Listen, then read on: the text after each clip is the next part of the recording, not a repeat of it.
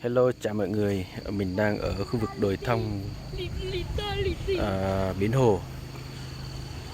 Và đây là thằng con của mình nhé. Ê, quay vlog đi.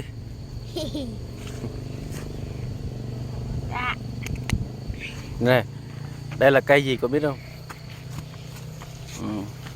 Mọi người ở đây là cây cây chor, cây địa liền nhá. Cái này ăn được đó các bạn.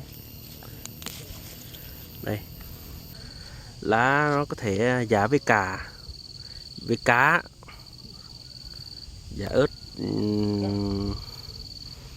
thơm nhá. Đây cả một rừng luôn. Đó là địa liền không á?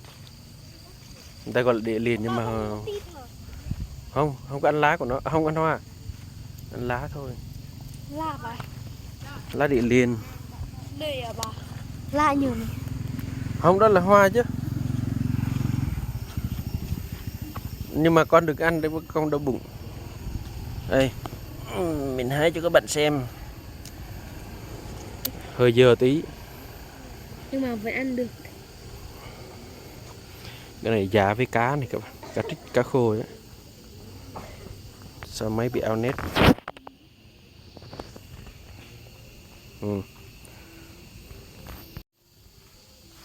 Cái này có thể ăn sống được nè. Thơm. Hơi hơi giống lá gừng. Thơm lắm.